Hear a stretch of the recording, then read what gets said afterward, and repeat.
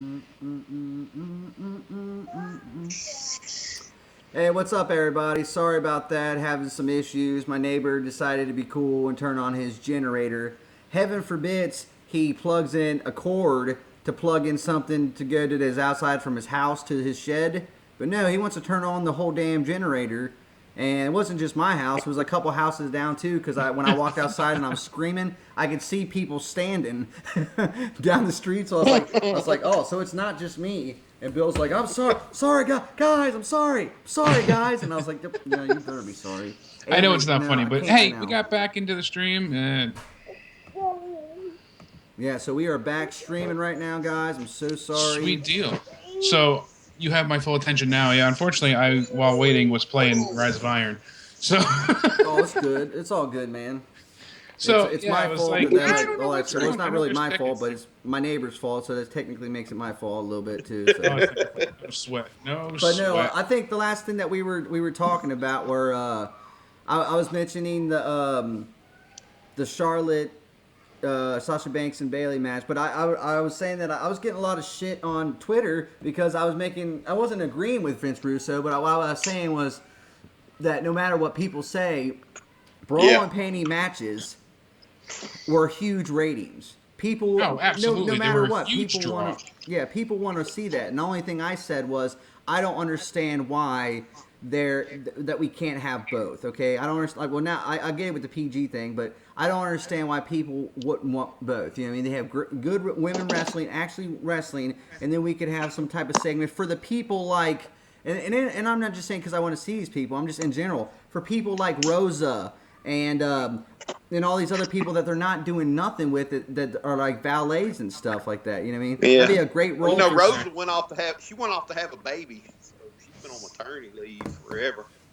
Really quick, I don't see us live on YouTube. I might be missing something, but Well, mine says live stream. I believe you, but I just didn't see it on my end, so I want to make sure I didn't miss something. Uh, I don't know. That's weird. I see the old, video that we had up and where we left off talking. Yeah, Trexter just said you guys are live for me. All right, perfect. All right, just making sure. Yeah, I I was just didn't want making us sure to. too. I have had instances where I've done an entire show and then come to find out, You weren't live. Oh man, see that's why I Exactly. keep on checking it.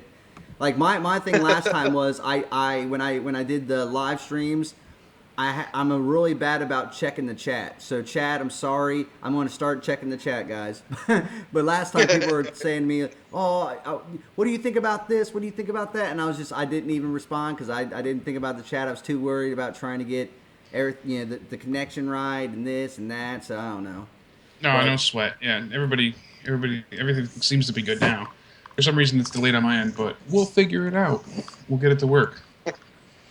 yeah. And It's Mike's okay. just laughing. He's like, "Ha ha! I didn't do it this time." Ha ha. Hey, not your fault.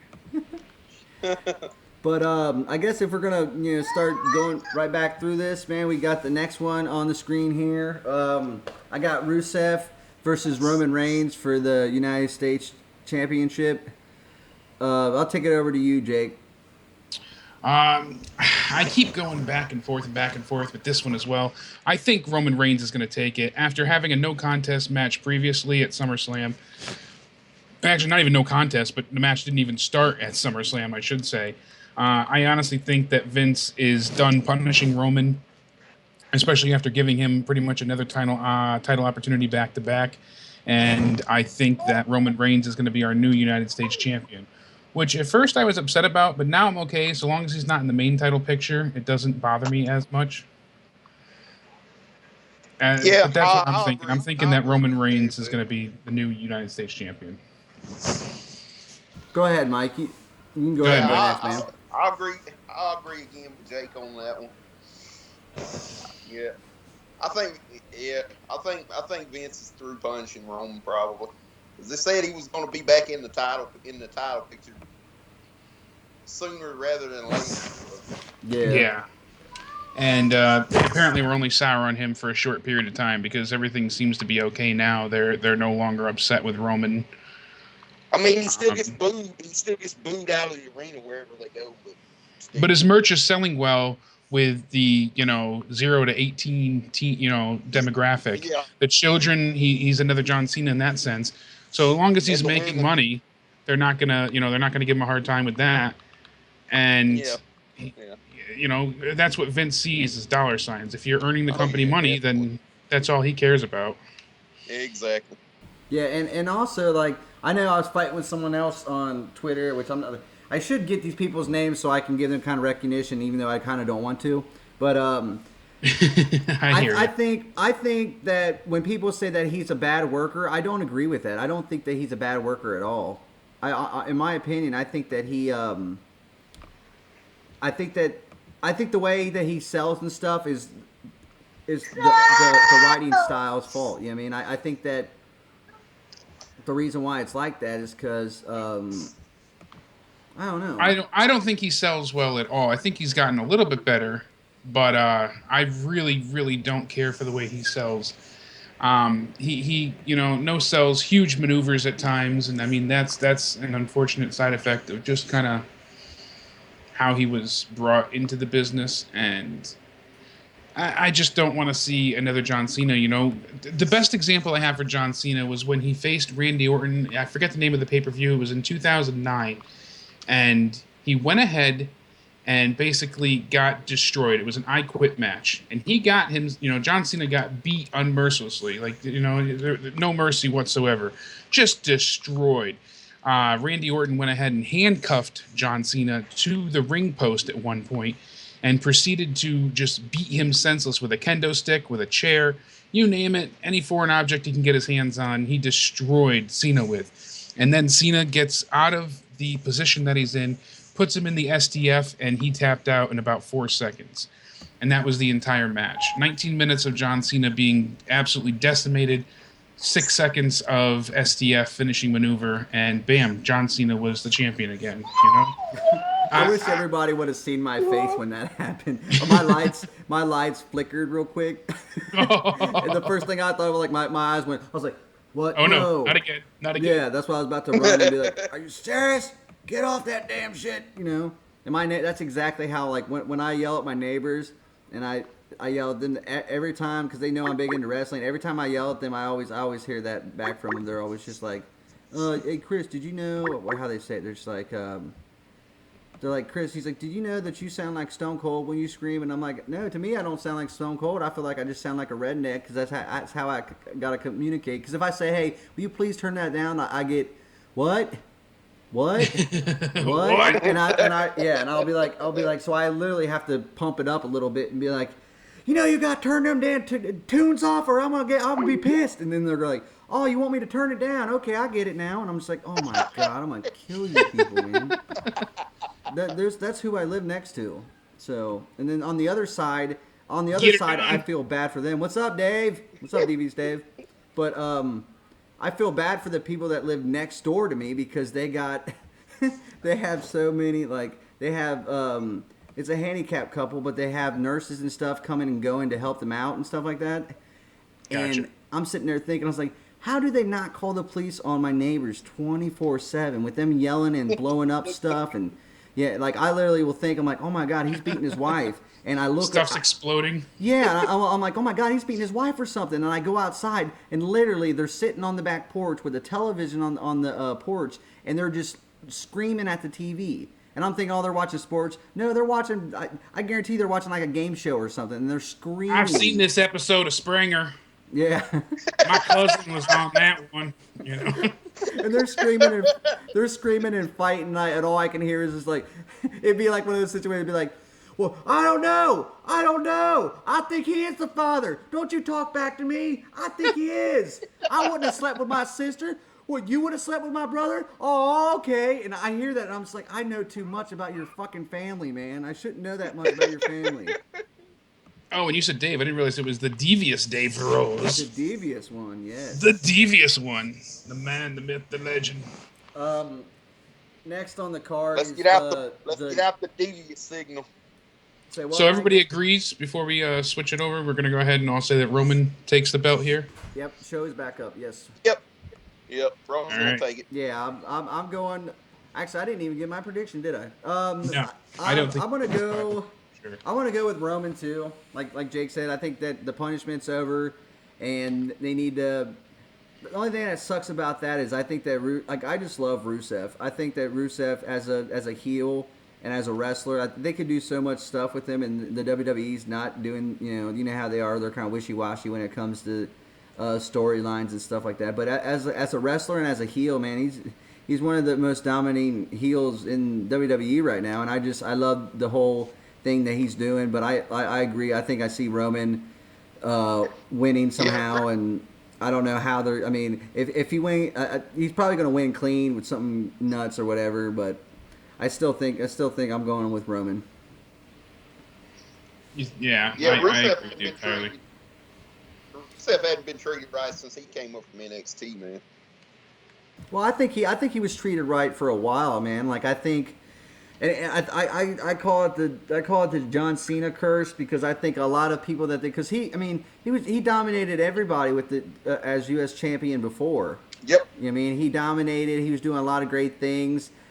Me personally, I know why they did it with the whole USA thing like that or whatever. But same as Rusev when he went up, or not Rusev, but Bray when Bray went up against John Cena. I think that Bray should have beat Cena, and I think that Oh, it would have absolutely. It would At have done. WrestleMania? Yes, I think Rusev should have beat John Cena to especially make him that killer heel that I think that he can really be.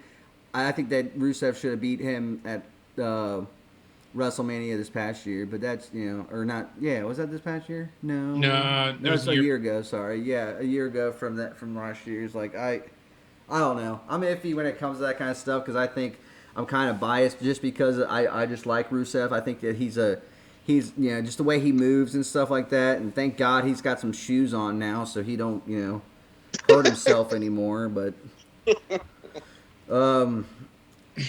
What was oh yeah the fifth match. Anybody that wants to Skype that wants to give their 2 cents in, my Skype is Chris Lawrence 420, and just add me because I just had a Chris couple people. Space Lawrence. Oh, Chris Space Lawrence 420. I had a couple of people asking me what it was, just in case they wanted to or whatever like that. I might not take too many calls unless maybe it's Dave or something like that, just to get him on there or something like that. Because I also have got my son tonight. I want to spend a little bit more time with him before he goes in. But we have the New Day versus Luke Gallows and Carl Anderson. I don't even know. I haven't heard them mention the word club in a while, so I don't know if that's dead, if they're just not doing anything with that anymore, but I know that when I looked it up, it said New Day versus Gallows and Anderson, so I don't. Yeah, I haven't heard much about them being titled as the club anymore, which, as Dave knows, is absolutely ridiculous to begin with. But the club sandwich isn't worth much. Yeah, to go with the Turkey Club. Yeah, I couldn't. As soon as they did, I would have rather them been. What was the other name that they had that they were making T-shirts and stuff like that? Not the Balor Club, but the.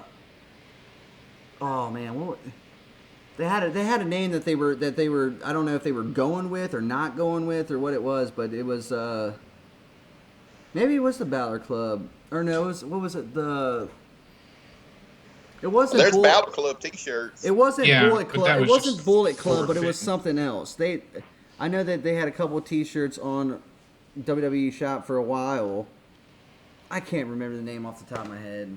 Yeah, it was something club, and it was like a twist off of the Bullet Club. And yeah. I'll see if I can find it in the meantime. She knows what I'm talking about. So, what do you think the outcome of this match is going to be? I would like to see the New Day lose, to be honest with you. Anderson and Gallows have been booked a little bit better lately. They've been destroyers. They've been, pretty decent heels for the most part. About as good as PG heels for WWE as you can get. I'm glad they had their time to shine as of late. For the most we can expect out of them. So I'd like to see them win. I personally don't think they'll win, but I'd like to see them win. So I'm predicting New Day will retain and continue their momentous streak that they have going on. But I'd like to see the club take it.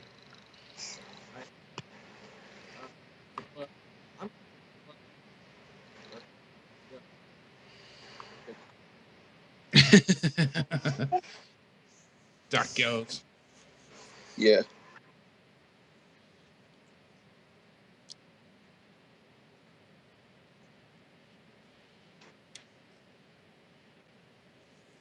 I got an interesting little tidbit about this one. Um, Luke Gallows' wife, Amber O'Neal Gallows, is actually a women's wrestler. Yes, she is. There's been heat with her and Dana Brooke on Twitter. Oh yeah, she was not happy with the whole Dana Brooke angle. Exactly. Yeah. So possibly she could show up during the match. I haven't heard anything about her being signed, but you never know. I mean, with the way they've been signing people left and right, anything's Yes. possible. She'd be great for the women's division. She'd be a nice addition. I actually watched some of her Definitely. stuff, and she was pretty entertaining. That's for sure. In my But I mean, that's opinion, I kind of think a the long only shot. But I just wanted to throw that in there. I was just about to say that I think the only time that I even came close to thinking Dana Brooke was hot was during that nurse segment. Is probably the only thing. And at the time, I was sitting there thinking, I was like, man, if they could get her away from Charlotte to do to do something with the club, I think that would be great for her. I think they could use that kind of like that badass woman club member. You know what I mean? Oh yeah, that would be fantastic. I mean, not as far as wrestling wise. I mean, I think I could give No, her but up but as far as a valet and stuff like that, there's I a was just few. gonna say that. Get her away from Charlotte and turn her into a valet at least. Yeah. And that's how I kind of always felt about as much people give Eva Marie shit. I've always thought that about her too. I'm just like, instead of having her wrestle and doing this and doing that, she should just come out looking all red everything and all that other shit. But she should come out with the next big heel and help them get more heat on them because of guilty by association type thing. You know what I mean? I Well, you think know if she she's not all red everything anymore. She dyed her hair black. I heard that she dyed it for some type of like photo shoot or something like that. But then right after Yeah. that, they're going. I mean, 'cause I She'll don't know be why they turned. would split all that time into all red everything, and then and Yeah. then they just go back on it, unless they just didn't think that it was getting over or something. I'm sure she'll go I don't back to the think red it hair. was. I don't think it was getting over. I think she's terrible. Yeah, but There's I a lot of mean, people that identify with the red hair though, so oh Yeah. yeah, I mean, especially since I mean there is a lot of people that just I mean I guess it's just because we got to remember especially if we're thinking about like casual fans and shit like that. Like, there's a lot of them that watch Total Garbage. I mean, Total Divas, and they I'm see her not on one of them. there and kind of relate to her because of her situation and stuff she's been through and Yeah. even though they did show her kind of trying to get better a little bit, I still don't think that unless like I said, it could be like one of those situations almost like with Braun. Unless we see something with him and it does something, I don't see it going anywhere. You know what I mean? I don't know. Yeah, he's supposed to be like this super technical wrestler. Vince said he has so many moves, but you don't never see them. yeah, no, you don't. So Mhm. But I don't know. That's for sure. Yeah, even Brennan said she dyed it black for a movie role. Or a So movie, yeah. Sorry, I think I said photo shoot, but Yeah. yeah, nah, still, there was an excuse behind it. So yeah. yeah. I pretty much have the opinion of Eva Marie that JD does. I just think she's terrible. I'm sorry. I was willing to give her another shot when she got done training with Brian Kendrick, and I was kind of anticipating Yeah. her to Yeah. be much better. Then she came back and still wasn't good. You know, she I mean, still 2 years with Brian wasn't Kendrick, impressive. and still And that's what we she get. can't. Exactly. I Really? hear you.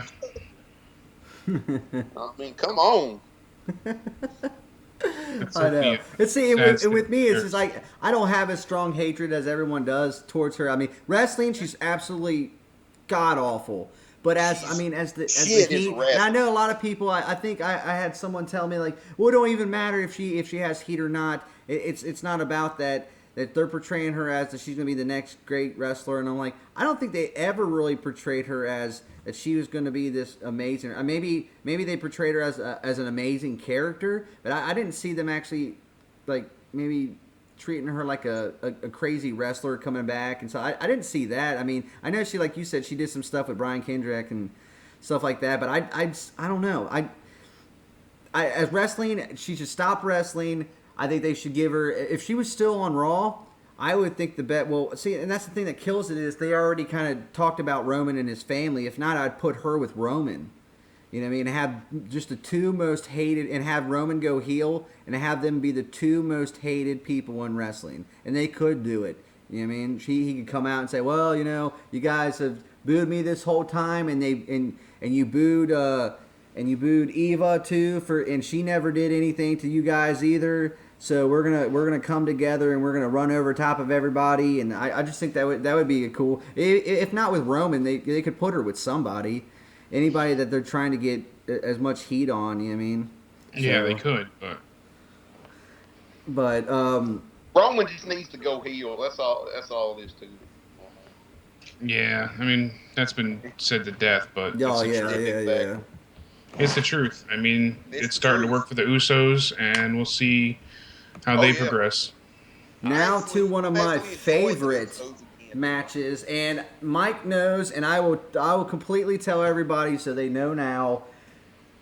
Mike knows this, and I'm not going to lie to anybody, so people will be like, you didn't, that's not true, you weren't like that, but I wasn't huge into the Cruiserweight Classic thing. I think, I enjoyed the wrestlers and stuff like that. Now, as far as talent-wise and stuff, I think they did have some great wrestlers in there, but I just think that in my opinion, there's a lot of them that they left out that I would at least try to get. I know that some of them are caught up in contracts and stuff like that, but some I felt like there could be a couple more big names in that could have made it go. And in my opinion, I've always been big on stories and stuff like that, storylines and stuff. And for me, like, I enjoyed it, and I know someone told me, well, Brian Kendrick and Daniel Bryan hugging and stuff, that was kind of their story, and it was. But what I saw of Bryan on Raw really made me kind of get more invested into the cruiserweights and stuff. Yeah, they're great wrestlers and stuff, but as in storytelling, I loved.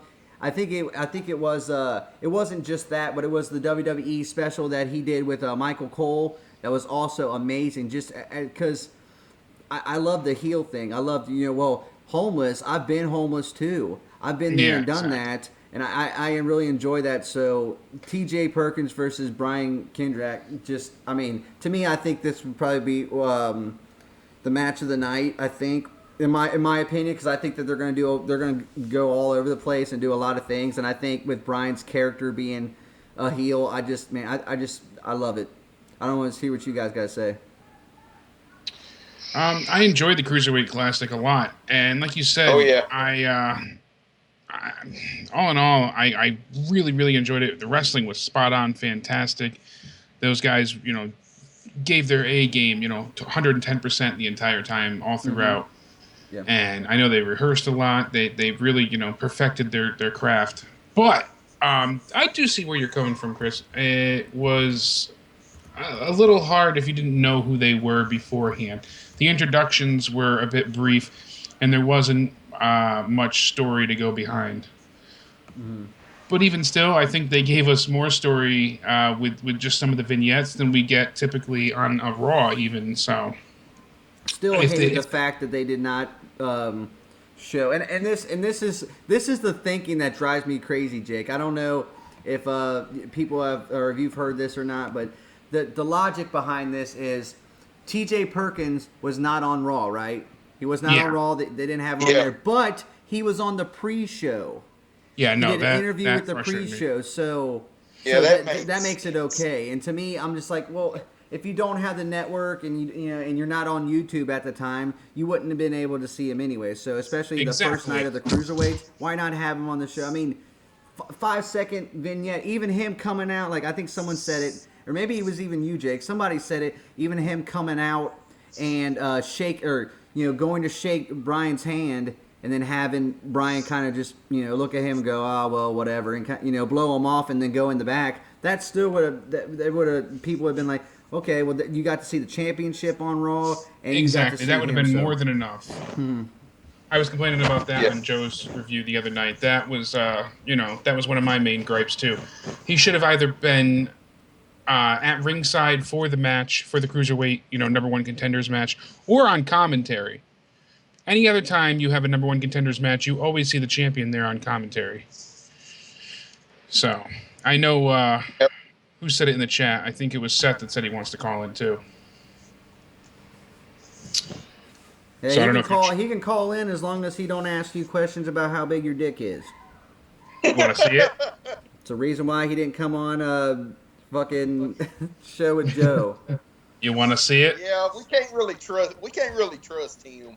Well, I can trust DJ. It's not the fact that he was just like, when someone's too eager to come on the show, it kind of, when someone's like, oh yeah, oh Joe's gonna be on, oh yeah, I can't. Joe's on. Oh, I can't my wait. Nipples are hard. Yeah. But if he calls in, I'll try to get him on. I'm gonna go with TJ on this, even though I'd love to see Brian win, but I think it'd be way too soon to get the they're not gonna take off of him. The belt off TJ or this soon. Nah. Yeah, not saying it'll be an awesome I agree. Match, but... I definitely think it could be match of the night. It has the potential to be anyway. Yeah. So. Oh yeah, definitely. That's for sure. So we're all going with Perkins then? Yeah. Yep. Hell yeah. And I'm not gonna lie to you. I think that the title looks great, man. Like I like the way it looks. Oh yeah, the title's awesome. Yeah, I was first iffy on it. Purple. Oh, I'm happy with that. Yeah, I was first iffy on it just because of the color, but once you get into the aspect of the CWC and the actual colors of the ring and stuff like that, it just made sense. And plus, I mean, it looks, to me, I think it even looks a little bit better than the Universal Championship. Oh, like Graham calls it the fruit roll up championship. Yeah, the fruit roll up championship. People are pissed. Yeah, we got 3 words for you. Eat it, yeah. Yeah. Eat it, yeah. Yeah, I love Graham. That guy, I disagree. I don't think Brian's going to job to TJ. I think he's going to look strong in defeat still. Oh yeah. But all in all, it'll be entertaining. It'll be like you said, it'll probably be match of the night. I'm assuming so, especially the way the card is laid out. I mean, everything we've gone over so far, Alicia and Nia is going to be a squash match. Sammy and Jericho's going to win with something, we said some type of heel trickery. Cesaro and Jericho's Sheamus. going to win with it. I couldn't give 2 shits. Shove that selfie stick up my ass and make me spin.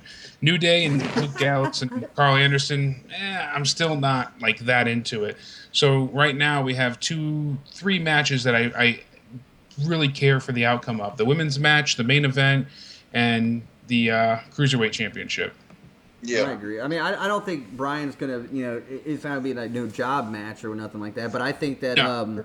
I think, man, I'm really digging just his character and stuff like that. Like when he first came in, I was sitting there thinking, I was like, man, I don't know. I think they're probably maybe going to push him kind of like everybody else. But when he came in with the different look and the different kind of rock and roll music and just the way he sits a promo out, you know what I mean? Like, not saying I don't like Alexandra and Cedric and Rich Swann and stuff like that, but I just think that a lot of them that they're like when you say about reading scripts and stuff, when they come out and they're kind of just, well, I'm happy to be here and life's just great, and so it's just like part of me is like, oh man, and then you have someone like Brian Kendrick come out and he's just like, he has that look in his eyes and the more psychology into it. It just really, as a fan, for me, it really just gravitates me towards him, where I really start getting into him a lot more because I just want to hear what he says next. You know what I mean? I want to hear how he talks about TJ and where he come from and that kind of stuff. Like, I wish, that's another reason why I wish that they would have had at least maybe one more week to build the cruiserweight match and stuff like that, so we could see a little bit more of those promos and stuff like that. Having him come up there and say, well, you've been homeless and I've done this and that. Have you ever been part of this? Have you ever been part of that? Have you been here? And I know you've been there or whatever. But I just thought it'd been great. Would have been, absolutely. Alrighty, and I guess we can go over the main event of the evening. The main event of the evening. Seth Rollins versus Kevin Owens for the Universal Championship, and this is the one I'm kind of torn into because I think it could go several ways, and in my opinion, I don't know. If we don't see the worst thing to me about this is if we don't see Triple H Sunday, then I am going to be so disappointed. Not just because he wasn't on Raw for the last 2 weeks, but also because for them to keep the thing going. Like if Seth loses clean, I would be so pissed off because I think that Seth, as much as he says it, and I know it's it's lines and stuff like that, but it is true. He's been carrying the company on his back for a while. Stuff with Roman kind of fucked him a little bit too because it kind of made him in his spot maybe look a little bit bad too. And I love the story behind Seth Rollins and Triple H. I think that has a lot of good things to come from it, but we just haven't seen it yet. We haven't heard from Triple H. We haven't heard. I like the things that they're doing with Seth Rollins and Stephanie a little bit, but I still with Trip because we're friends, because me and Triple H You and Trips friends. hanging out like brothers. But because we haven't seen him, it's just a lot of people are like, oh man, it's obvious that he's going to show up and screw over Seth. But if he, I'm hoping that he does show up and in some way screws over Seth, so that can kind of lead to something that Seth and them can do. And because I try not to read all the rumors and stuff. The only time I ever hear about the rumors is when I tune into Joe Cronin show or JD from New York or something like that. That's when I know a little bit more about it. But if I don't see Triple H showing up and kind of getting involved in the match, and it's just a straight up one-on-one, I see Seth Rollins taking it. Yeah. Apparently, reports have said, and I spoke about this on Joe's show, that already Creative and Vince McMahon have soured on Kevin Owens being champion. Wow. And, I spoke about this a bit the other day. I find that to be truly, criminal in a sense and very unfortunate. He's done nothing but entertain everybody in every role that he's been given. He's wrestled, put on some astounding, fantastic matches, especially with his size. He is a larger guy. He doesn't have the typical build. So when you see him do the cannonball into the corner of, the ring, and you see him go ahead and do these flips and just these high-risk maneuvers, he pulls it off so well.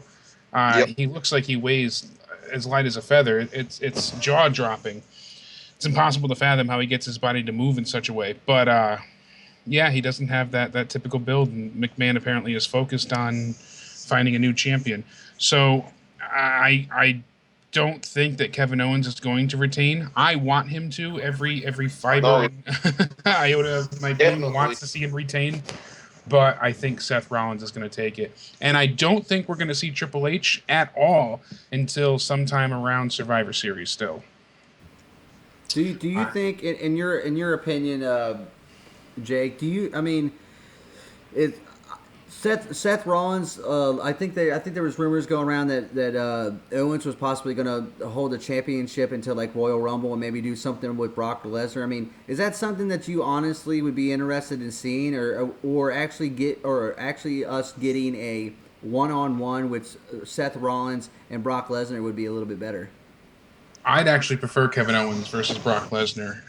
Kevin has the bigger stature. He looks like more of a threat that he could possibly dish out and take more of a beating. We've seen Seth versus Brock, and it was, a battleground, and it turned into quite the disappointment. So I know Undertaker came out and finished that match. There was never a real outcome, but I'd rather see Kevin Owens, absolutely.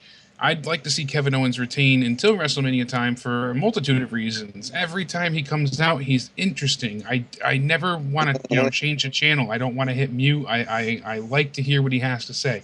When he's standing, in the corner, when the opponent's on the ground, he goes ahead and he yells these things into the audience. And, he's always so topical and funny and entertaining, and it's always enjoyable. So I thoroughly enjoy everything that he does. Oh yeah, definitely. I've liked Kevin Owens. I've liked Kevin Owens ever since Ring of Honor. Kevin Steen was around. So Jake's going with Seth. I'm gonna go with Seth also. And Mike, what are you thinking, bro? Yeah, it's gonna be across the board again. As much as I hate it, I think Seth's gonna take it. Well, I had you on here. It's the first time in a while where I want to be wrong. Yeah, exactly. I had DJ on here, but I guess he was here. I guess we were talking too much for him or something. Or maybe next time I'll put a picture of Seth's cock on here, and maybe he'll check it out a little bit more. I give him so much shit about that, and I was like, well, your name is Seth Eats My Cock, so I gotta give you shit a little bit, man. Yeah, that was funny. So all in all, man, I think this should be an all right pay-per-view. I don't think it's going to be show of the year, but it should be enjoyable overall. I think it should be entertaining. Is there any match in your guys' opinion? Is there any match? I mean, I know it's kind of rare because I'm starting to try to think of like what other people are not on the thing. Is there any matches that should be on this card that's not on this card in your guys' opinion? Bray Wyatt, not on the pay-per-view again. Well, he's on SmackDown. He's on SmackDown. Yeah. Still, throw him on the Raw pay-per-view. Throw him on.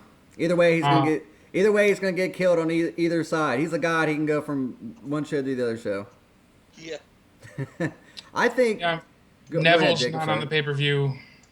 I'm trying to think of who else. Travesty there. I'm trying to think of Enzo anybody. and Cass aren't on the pay-per-view, are they? Or No. are they on the pre? Or do you think they're going to only one match on the pre-show? Do you think they can maybe see them getting thrown on there with maybe the Shining Stars or something?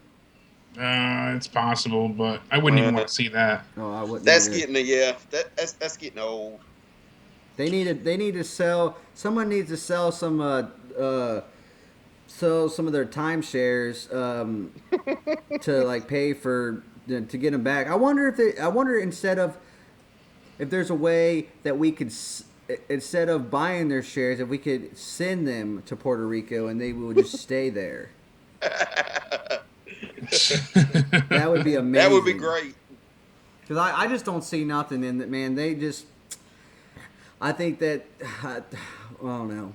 I'd rather, and that's sad. I'd rather see the bullfighters than I would see the Shining Stars, the Puerto Rico, and I don't know. I don't know who they had to kiss and suck to get their spot on Raw, but it's horrible, man. I can't stand it. It's not entertaining. It's dumb. The whole timeshare giving out flyers and someone in the back, and that's what I tweeted out. I was like, "Wow, this is Vince McMahon's humor. This is what he thinks is funny. He thinks it's funny." Two Puerto Rican guys going out there and handing out timeshares and stuff. That's Vince's type of comedy, I guess. And oh man, the only thing that could save the Shining Stars now probably is if they went out and re-signed Carlito and brought Carlito out with them. Even that, man, I don't know. I still might not work, but that's. I don't think so. I think Carlito's. I mean, even if they brought him back, I think he's pretty much done when it comes to WWE. And plus, I think that I don't think there's anything that can get those two over. I mean, I don't think even if Punk came back and was like, I'm gonna get one of these timeshares and I'm gonna do. Even people would be looking at Punk. They would go to cheer him and then go, yeah, oh, you know. Yeah, that's pretty much. And that's anybody that you put him with. I mean, and what else are you gonna do with them? I mean, if I was them, I would just fed them to Braun, man. Just fed them to Strowman and have Strowman beat both of them. Make Strowman look stronger and then get them the hell out of there. You know what I mean? I don't even know what to do with Strowman either. I know forever Well, ago. speaking of Strowman, Luke Harper's supposedly making his return soon, Oh yeah.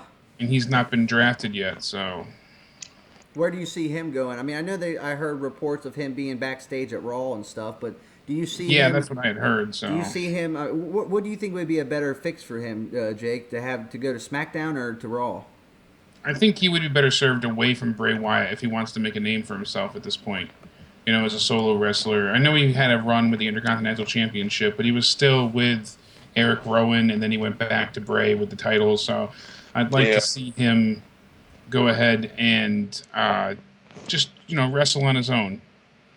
So I see him going to Raw, and then from there, I'd like to see him take on Braun Strowman. I think that'd be a good feud.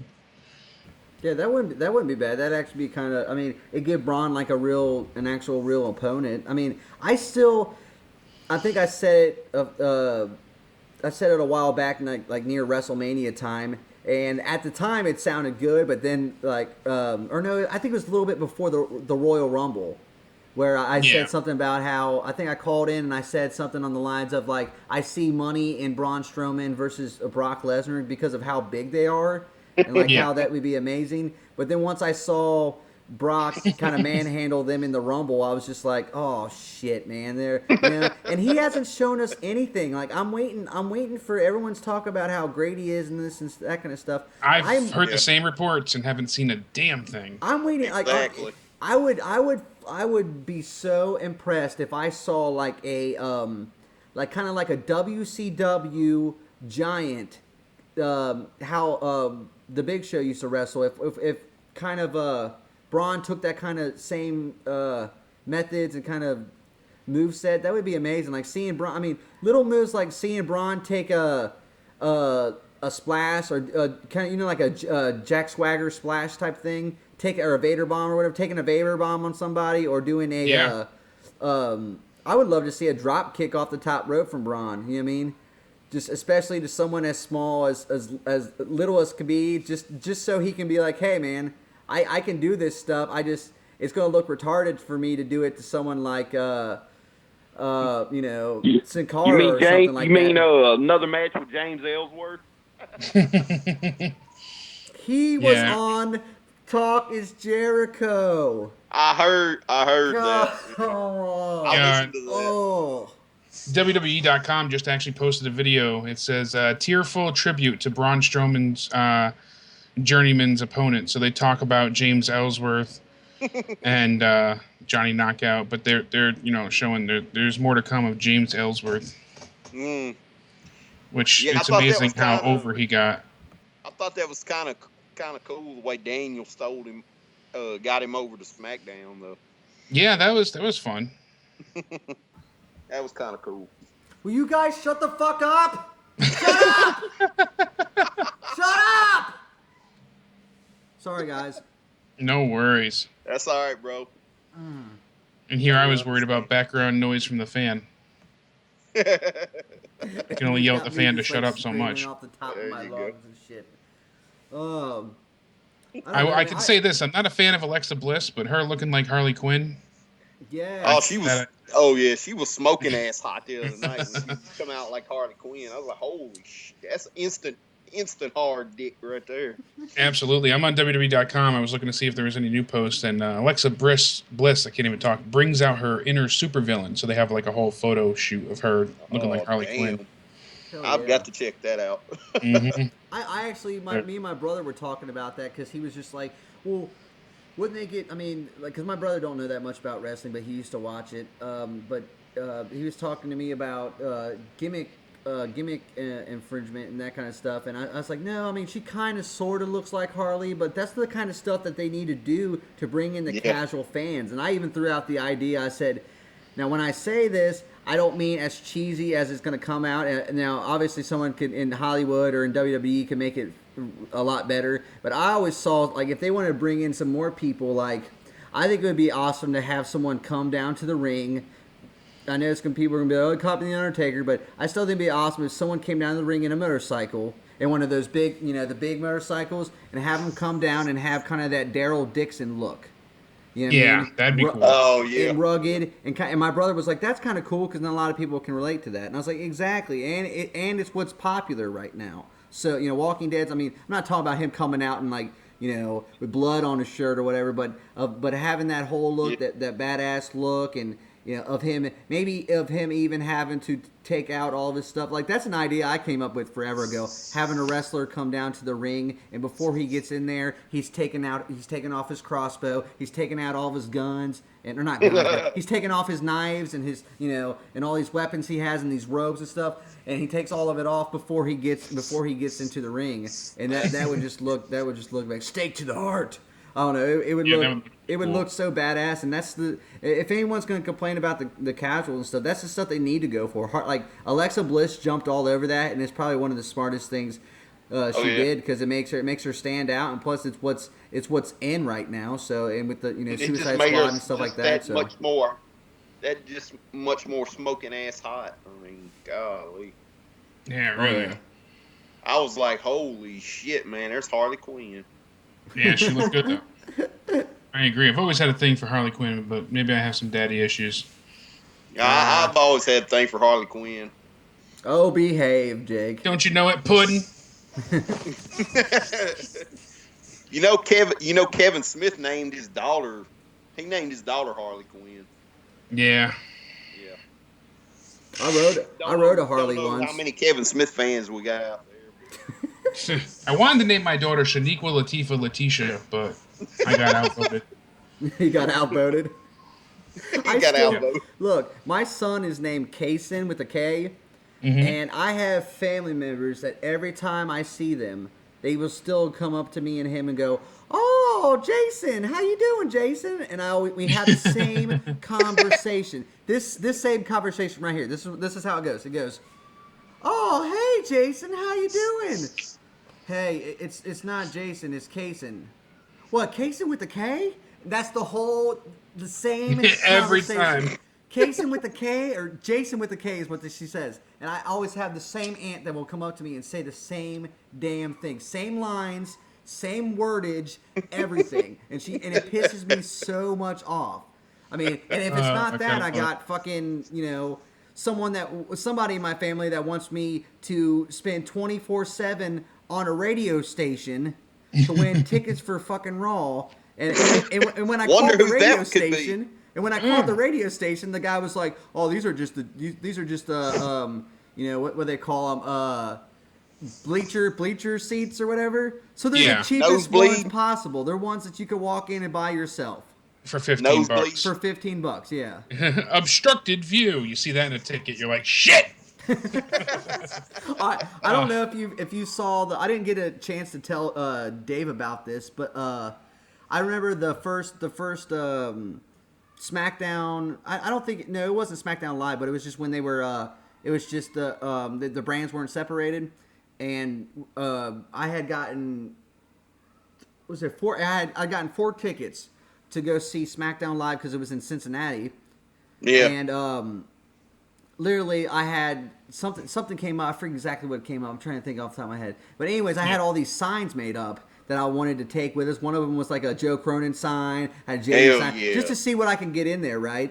And I gave it to a black this black guy down the street from me. His name's Tim. He's black, but his whole entire family wanted to go, and he's like, "Yeah, I'll take your tickets if you can't go." And I was like, "Okay, I'll go." So he came over here and he's reading these signs. And the funniest thing about it was he's reading all these fucking signs and he's going, "Oh, Joe Cronin, yeah, you kind of told me a little bit. Oh, JD, I guess it did." And he starts reading them, and then he reads another one, and he's like, what is it? Who is this? And I was like, "Who's what?" Dave? Who's Dave? And I was like, "I don't know."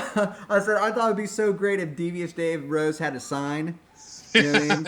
And I think the one I wrote was like, "I'm better than you, Devious Dave Rose," or something like that. And he just thought it was so funny, but it was just the fact of like a week before that, Dave got into like the Black Lives Matter thing. You know what I mean? Oh yeah. To monetize this, and it's just the fact that this guy don't even know him, but he's a black guy. He looks down at him and he's like, "Dave Rose, sounds like a dick. And just the fact that he said that, I was cracking up laughing. I was like, oh, man. I was like, no, Dave's cool. I was like, but just for the fact that you don't even know him and you just looked at his name and was like, Devious Dave Rose, that just sounds like a dick. Sounds evil.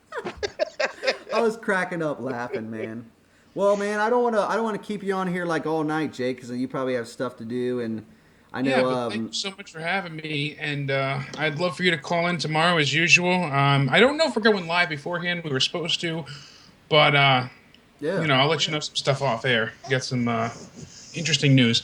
But all in all, I'd love for you guys to call in for the review show on Joe's show. We'll be there, live as soon as the pay-per-view goes off the air, and you can catch us then. Yeah, and if I do get tickets to go see Raw, I definitely will call in and give you guys my opinions and see if it was as good as I thought it was and that kind of stuff like that. It can't be no worse than last week's. What? Yeah, no, that's for sure. I hope it can't get worse than last week's was. Oh, last week was just almost as bad, rating wise. Yeah. Not our personal ratings, but viewership as the 4th of July show, and there was no holiday and nothing really up against it except for Monday Night Football. That's terrible. That is terrible. My favorite quote of all those shows was, and I even told Joe that he should make a donation of it, was when JD's flipping out and JD's like, I'm playing the drums. He's like, look at me play the fucking drum, and he was so look at me play. He's like, Axel looked like a fucking idiot out there playing the drums. Oh, I laughed so hard about that, dude. I was like, Joe, you need to make a donation of just JD going, I was like, that would be the greatest fucking thing to hear. Like, just and I love how JD makes fun of Kevin Dunn all the time. That's because he misses everything. The other night on Raw, we there was something like that too, where it was like maybe it was during the cruiserweight match. Like they used the camera and they cut to to someone outside or something like that, and they totally missed the spot. And I was so mad. I was like, if these cruiserweights are going to come on to Raw and show everybody how great they are, then the cameras need to be on them. They can't be on the floor watching Rich Swann try to get back into the ring. Like, no one I wants love to when see the cameras do this. They do like that quick zoom thing all the time, and you're like, what the hell is going on? You're like, you're trying to figure out, you get all this, and then all of a sudden it's looking at the wall, and like down here. And they always make you feel like you got Tourette's. They're just shaking around the whole time. Like, the action's going on in the ring. They're wrestling real good, And at least they're not shaking as much when they're supposed to be punching now like they were. Oh, and those are like little things that always drive us crazy. But yeah, exactly. It's also funny because I think someone told me they're like that we could come on here and every single week talk about the same damn thing that they refuse to fix. And it's the littlest fucking things. People not getting entrances. That's probably one of the things. That's one of the most irate things that drives me fucking crazy. When someone don't get an entrance, especially when they cut to the ring and Apollo's just standing there, and I'm going, Apollo Crews. They didn't give him a fucking entrance, and I get so mad to the point where I feel like I'm related to the motherfucker that lives next door to me. I'm just screaming, or goddamn did shit, and I'm just screaming stuff that makes no sense. Good job, Yeah. I told you, Rachel, she was the father. I told you, Rachel. I knew her back in high school. She didn't kill her kid. And I was like, what?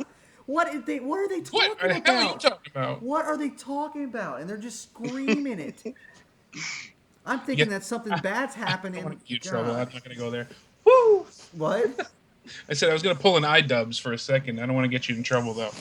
You'll end up getting a lot of hate on it, Dear faggot, dear faggot. I still get that, and I'm not even joking with you, Jake. You thought that shit was funny. I get that shit on a regular basis when someone will DM me or tweet me and just be like, "You're a Cronin cocksucker," and that's all they send me is Cronin cocksucker, or they'll say, "Oh well." I'll tweet something like, "Hey Joe, thanks for taking my phone call," and they'd be like, "I bet that's not the only thing that you're as soon taking." as you do that, you're trying to be polite, and then say, "Dear faggot, how did Joe got taste? Is it delicious?" you know. And then the funny thing is, they're the ones calling 2 seconds later, being like, so what'd you think of Raw?" And he hangs up on him. You know, Yeah. that's not Yeah. That was the coolest thing that I got as a back. compliment for Joe is when Joe was like, "Hey, dude, I really like the fact that when you brought me on the show, you try not to talk about wrestling." And I try my best not to talk about wrestling sometimes, but then other times, I mean, they must get that shit 24/7, so it's hard for me to go out of my way to ask that stuff. Like I always try to think of the weird questions that maybe no one's ever asked him, and then I always see. I mean, because he told us, Mike, he was like, "Oh yeah, well, I'll get the same 15 tweets about, hey Joe, what'd you think of Raw?" And he's like, Yeah. "I made a fucking video 3 days ago. Why you ask me what I thought of Raw? Go watch my video. Aren't you subscribed?" "Yeah, I'm subscribed." "Well, if you're subscribed, then go watch the damn video. How have you not watched it?" I don't know what kills me more is the people that call in that either say, "What'd you think of Raw?" or that call in and they have so much like they're playing the stream or something like that in the background. You can't understand them. You just get this the whole time. Like you're trying to say something. You're like, in about 3 you know, and you get like, what'd you think of Raw? You can't understand it. And then Joe's trying to be nice, and Joe's like, "Hey man, can you turn that down, please, so we can hear you?" And then Joe's like, just "Hello?" progressively gets. You want me to turn it up? I can turn that up for you. Or my favorite one is, "Hey thing. Joe, is this guy a Patreon?" and I'm just like, "Well, no, I'm not. But as soon as I get some money, I will." "Well, that's bullshit. Exactly. You took 513's call, and he's not a Patreon." And I'm like, who gives a shit? The We first try thing I out- think, we try yeah. to get to everybody. That's the thing. And a lot of people message me, "Can you get me on?" I put in a good word for everybody. I try and get everybody on the best I can. It's not my show. It's Joe's show. I try, you know. Exactly. But if I could take calls, I would. I mean, I did that one SmackDown show for him, and it's hectic. You get hundreds of calls at once, and then Skype. Yeah. We got something besides Skype. I mean, we said it before. That's a huge issue. But Yeah. So Yeah, I know- Skype fucked most of the time. If you don't mind, Jake, do you care if I ask you a couple questions before you get off here that are kind of like well, it's kind of wrestling related, but just more about you? No, perfect. I'm always down for it. I was just going to say before, too, we definitely got to get on here and do a non-wrestling show at some point, like you did with Joe, too. Yeah. Oh yeah. I love getting in deep with people because I mean even people tell me that all the time too. They're just like, "Dude, maybe you should just go and create a video and kind of let people know about all the crazy stuff that you've done and been part of." Because I mean, not only have I've done tours and stuff with bands. I've been here, I've been there. I've played live in a radio studio before. I've never the only thing wrestling related that I ever did was I went to my friend. He used to be part of a Christian wrestling organization here in Cincinnati, and he took me in there once because I used to watch WCW all the time too, not only just with the WWF but back and forth. And he told me that the company that they had working through actually bought a WCW NWO Thunder Ring, and that's where they were going to do. Oh wow. That's where they're going to practice and stuff like that. So as soon as I heard that, I was like, "Holy shit! I need to go and see this or whatever." And at the time, I was still into wrestling, but I kind of got out of it a little bit. You know what I mean? Because of the whole I call it the shitty era, the Nexus and or a little bit even before the Nexus. I just didn't like that. But We just got out of the shitty era.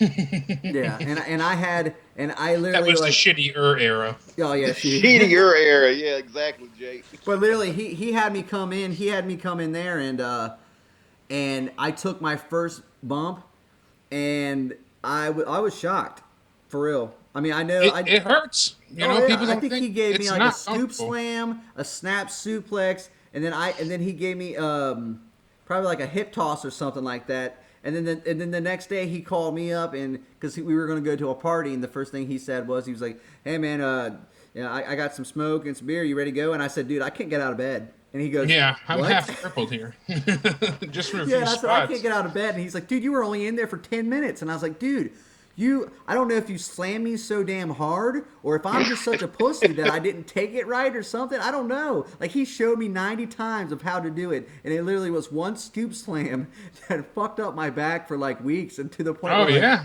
Damn. Yeah, so I had a better it's appreciation hard. for them. And on top of it, I mean, people think, "Oh, you're just running the ropes. You're bouncing off of a bungee cord." No, those ropes hurt too. They hurt your back when you run off of them.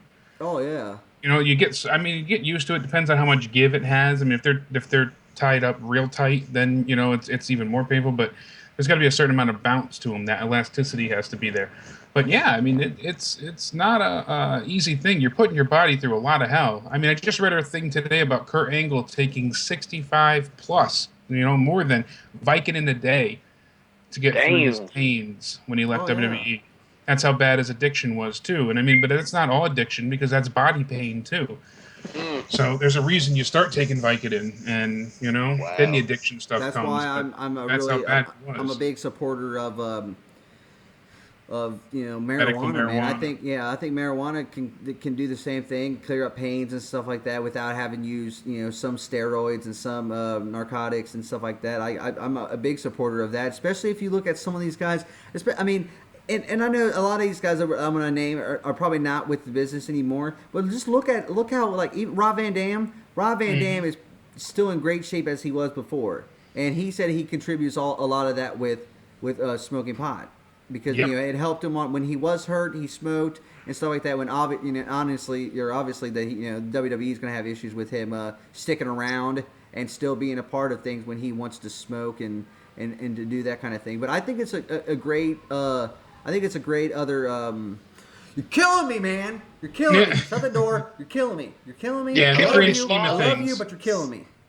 Yeah, in the grand scheme of things. No, I understand what you're saying.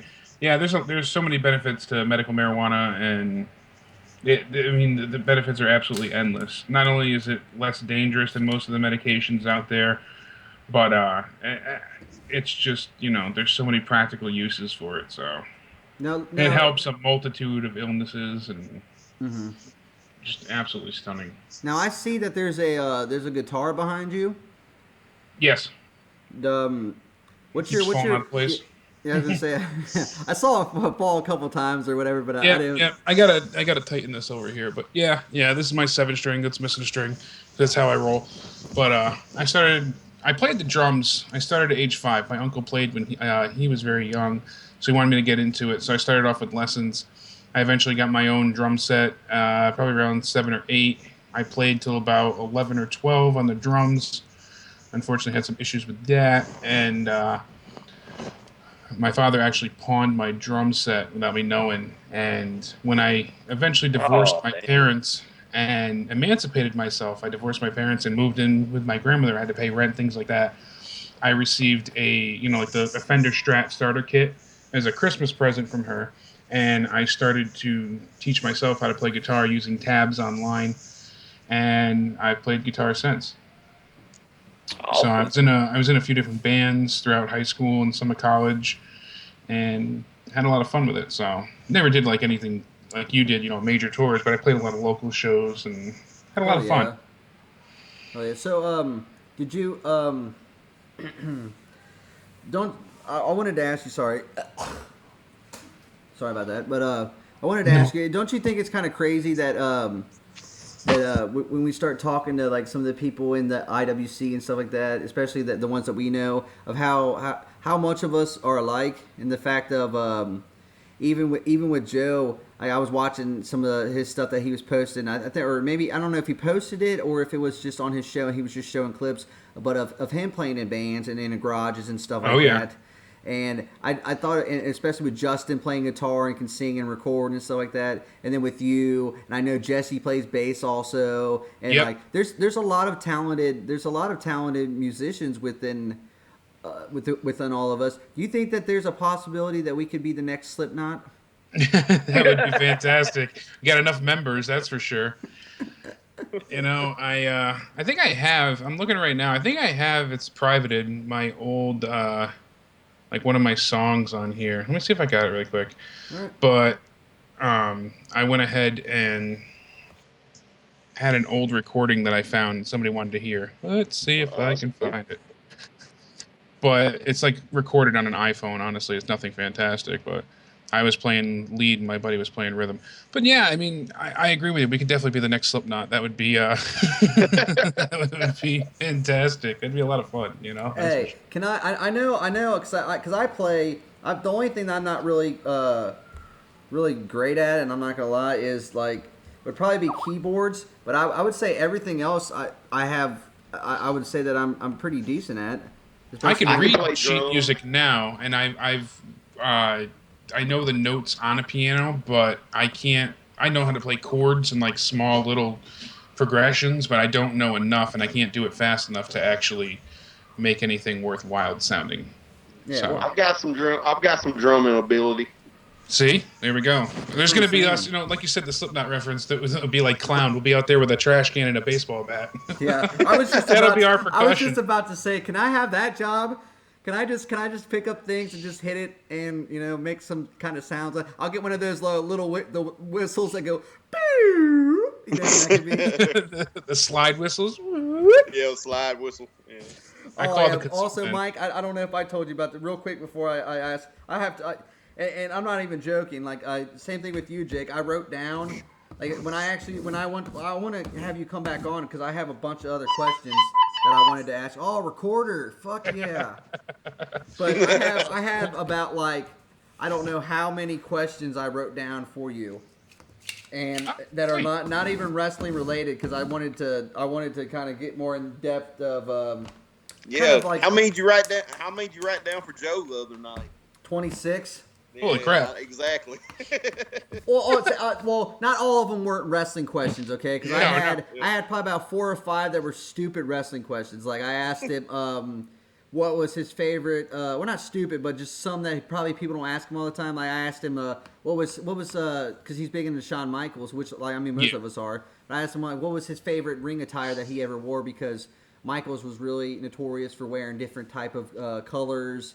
Oh yeah, and stuff like that. And Joe's he changed it up all the time. Yeah, he used to change it up and stuff like that. So Joe really liked that. I mean, I had a bunch of stuff on there. Like I had questions about his wife and like exactly how she puts up with him and stuff like that and stuff like that. I even have I have a great video that I'm going to post as soon as I learn how to add that from my phone. I'm really going to post it. I did a big promo and a skit of me not yelling at Joe, but I'm making a reference and I say, "Hey Joe, I don't know how far you got into this bear thing, but like last night I heard like noises of like something knocking on my window and bear noises. I didn't know what it was, but I just don't know where to turn to. I want to see if you know anything about it." But while I'm saying this, behind me through my window is a stuffed animal of a bear going across the window and looking at me. And I thought that's funny. And I thought it was the funniest thing like that. And then the next one was I was like, oh hey, and then the next one was I wanted to do the Blair Witch thing of like a whole in a thing with a blanket on top of my head or whatever, and just being like, Dave Rose, I need your bear mace. I hear something out there, Dave. I hear something out there. It's coming for me. You know what I mean? Dave Rose's bear mace. So even the one I pitched to Joe, he seemed to like that one where I think that I was telling him about Road Dogg that he just start pitching tough enough things about how he should be that he should be part of DX and he wants to be like Road Dogg and he wants to start a country group with Road Dogg and Joe's like maybe I should just have you start writing all your shit because I mean I have folders upon folders upon folders. I'm not even technically a writer. I would even consider myself a writer, but because I'm a musician, I've been a vocalist and stuff, I write lyrics and stuff all the time. But I think about that stuff all the time. Like I think of funny things that Jake could say to Joe on his show, or I think of things that I think like Dave. I still think that's great that they have Dave come on his show, and in the middle of his show, he can be like, "Wait, what is this?" And he hits to another camera, and Dave's sitting on a chair with his legs crossed, with a nice jacket on, with a pipe, and he's like, I want to read you this book. Story time with Dave. Dave. Story time with Dave. I think that would be so fucking entertaining. That would be so great, especially if him going, well, I read this book and you guys suck and this is how it goes and you guys can't read, so I'm going to read it to you and this is how it is, and then have him at the end of it be like, this story was dedicated to so and so, and just have him pick somebody on Twitter that's giving him shit, and we'll dedicate that promo to him. Awesome. Oh, shoot. I still don't know why they're not airing the Orton v. Lesnar match tonight. I know, that's so dumb too.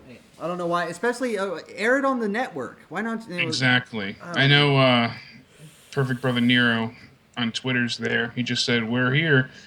So I told him, make sure he lets us know how the match is. Yeah, that's awesome. Hey. Yeah, it's a house show tonight, right? Yep. Yeah. As I choke. That's stupid. Give away a match like that at a house show. I know. I don't get it. Almost as asinine as when Finn Balor dropped the NXT belt to Samoa Joe at that house show. I know. Go figure. After all the matches they had, all the battles, all the wars, they end up letting it go at a. But honestly, I think they did that. I think they did that to try to make people want to go see NXT. Is he okay? Yeah, that's true too. I definitely agree with that. They took the news off of China. Yep. Oh, okay. I'm getting the. We want to play Xbox and we want to do stuff. So, because I told everybody, I yelled at everybody and told everyone to get the fuck off of the Wi-Fi. No one's allowed on the Wi-Fi. Just me. Nobody else. I was like, everyone stay off of it. Everyone's like, but we don't like. My family is the type of people like we have Time Warner Cable, but no one watches it. Everybody does Netflix and everyone does Hulu. So I always complain. I'm like, why do we have Time Warner Cable then? Why are we paying for HBO when we're not watching anything on HBO? I'm like, half the stuff's on HBO, right? Well, no. Dude, the DirecTV app is one of the best around, man. If you have DirecTV, you can watch everything. You can stream everything right on your phone. Oh, did you say? Pretty much. What'd you say, Mike? DirecTV. DirecTV app. I thought you said an ATV app. I don't know why I thought. I don't know. I'm about to be like, what? So you can check out your cool ATVs or something? I don't know. But no, I'm not an ATV person. What I was going to ask you real quick, Jake. I see that you also are vaping over there. That's right. Yeah, this is kind of close to the one I have. Yeah, this is just a Kinger, the Subbox Mini. It works out well for me. Now, when they, because I guarantee you, when you were going through, your medical stuff that you were going through, did they? I mean, obviously, they told you to stop smoking cigarettes and stuff. I had to quit in order to have the brain surgery. I had to lose weight, and I had to quit, and I had to. When I first got sick, I weighed 300 pounds. Then they put me on a bunch of steroids, and in a short span of time, I gained about 150 pounds. It was like 138 altogether. So rounded up about 150 pounds. So I was up to about 450, and damn near, Stay Puft Marshmallow status at that point. And I wasn't even eating. I was vomiting 16, 20 times a day. I had a lovely scar here. I had an IV port in my chest, and that had a direct line to my heart. I was getting pain meds, nausea meds, a whole array of stuff that I would actually inject at home myself. And because I was, so sick then, they had to give me a bunch of steroids to reduce the swelling, and I was just constantly vomiting. So I gained a bunch of the weight, and at that point in time, they were worried about, for the surgery, me laying flat down. They didn't want me to do asphyxiate. So I had to lose the weight. And once they took me off the steroids, I lost 130 pounds in about a month's time. It was really, really quick. Because of that, I also lost my gallbladder. I had to have that removed from surgery. But that was a blessing in disguise, because at that point, I had gone to different neurosurgeons, and everyone was either unwilling or unable to help me. People said that my case was too severe, and that they hadn't seen, a Chiari malformation as advanced as mine, or that they were just, unable to help. So that they were just, it was either too severe and they didn't have enough experience, or they just didn't have an interest in it, or insurance reasons as well. So is that why they tried to maybe send you to an actual center where they? I went to the Chiari Institute. I went to the Chiari Institute in Great Neck, New York. It's near Long Island.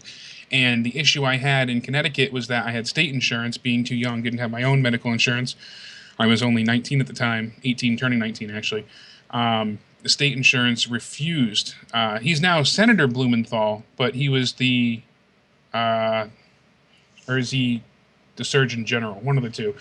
But he was in one of the representatives for Connecticut, and he was like the Surgeon General, basically. He refused me to receive treatment out of network, so he wouldn't pay for me to go out of the state. Wow. They did approve for me to go to UMass and get treatment at one point, but that was because they were still in network. My grandmother went and had a bunch of hearings in my defense. She even got other state representatives involved. It was a whole big thing. And go figure, they spent more money doing the treatment here and refusing for me to go to the place where all they deal with is Chiari Yep. than anywhere else. They spent, I think it was like $1.2 million on the surgery that should have only cost about $600,000 there. Wow. So I lost all the weight. I went ahead and had to quit smoking, and I literally was in the hospital, was in the ICU, was in the step down unit, and it was about 5 days after the brain surgery where I got put like into the home care remedy.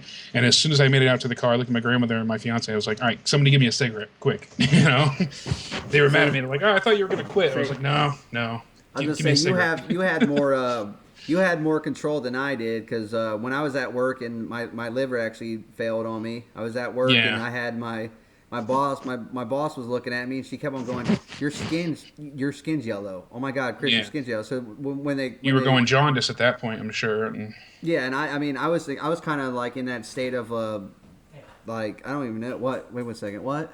White Castle triple. We'll be right back.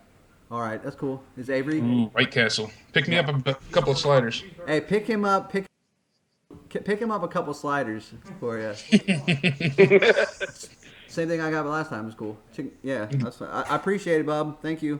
My brother's real nice. But when I was there and that happened, literally, and I don't know if this might be how the system works or something like that, but because this really blew my mind.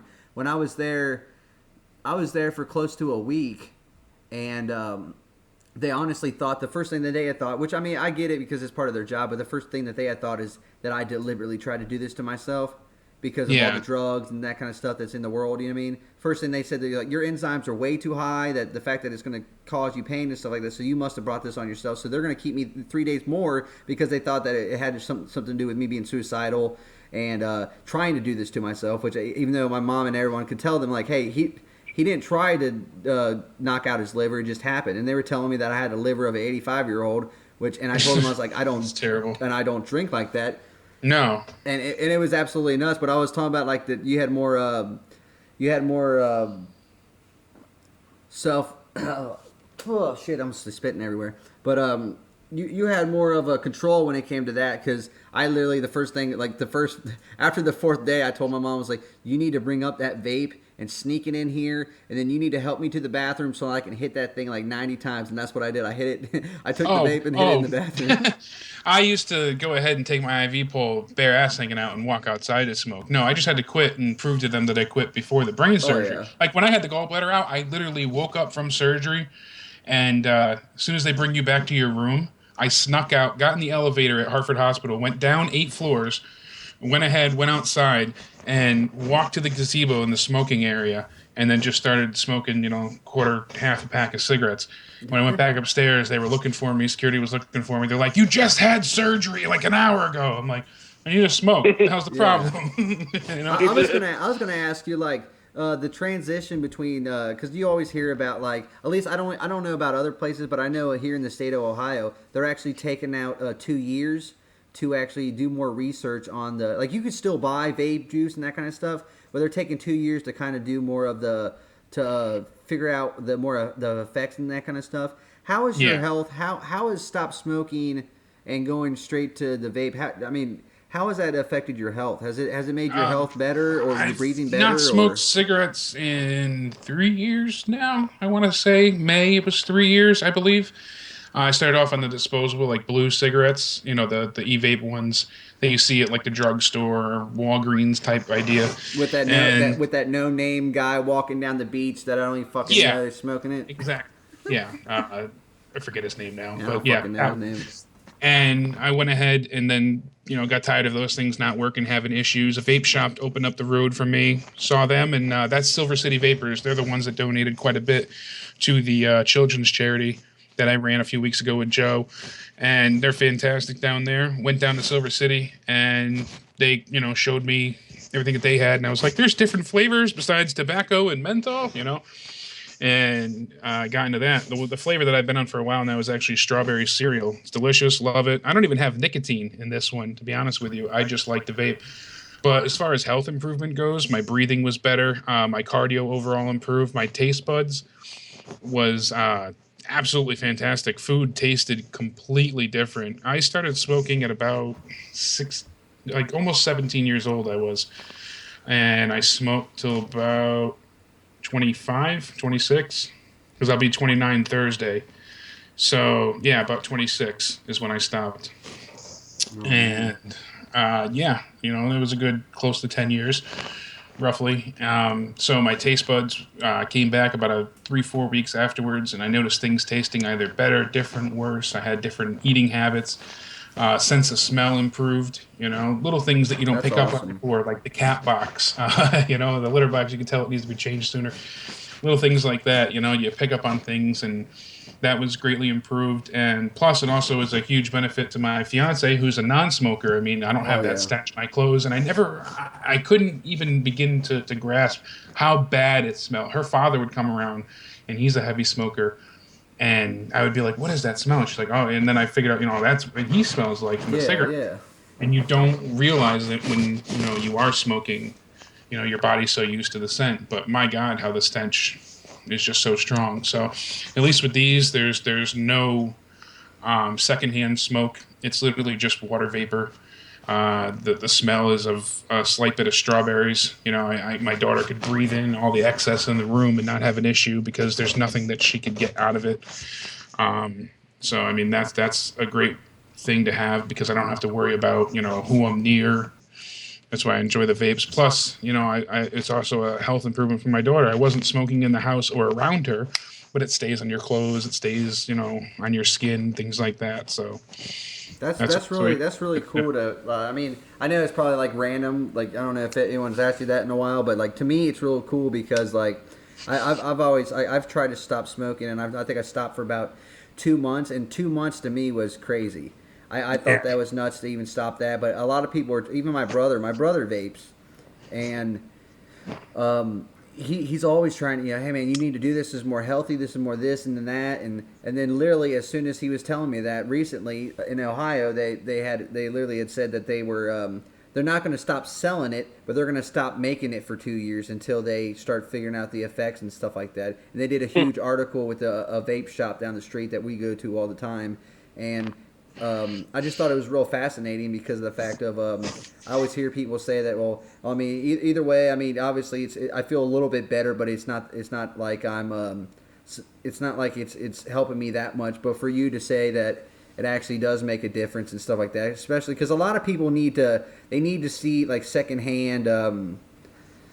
Secondhand Evidence, basically. evidence of it. Yeah. Yeah, to Proof. actually want to go out and actually do that. And with me, I not only because I can't afford it, but I went down the road of instead of doing that, rolling my own cigarettes and getting I pipe rolled my tobacco. cigarettes, and I also used to go.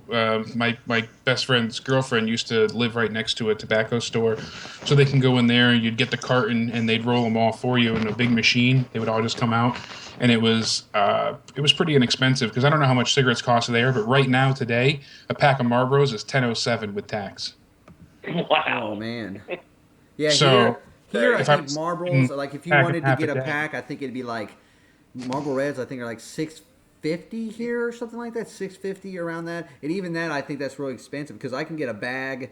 Like I got this stuff right here. Anyone can see real quick. I know people live can. yeah, I got Gambler regular tobacco, and it was that's what I literally used to actually use. yeah, So $5, and then the tubes right here that I got, these were only $2. So that's $7. That's almost a pack of cigarettes. But with my experience, like yeah, and I that's a carton of cigarettes for you. yeah, yeah, and I literally wake up and people always tell me all the time like they ask me, I'll have my brother like every now and then my brother will buy me a pack just because he likes to smoke. He'll smoke like two out of them and then he'll pitch them. You know what I mean? Like and I'm like, don't throw them Yeah. away. I'll smoke them.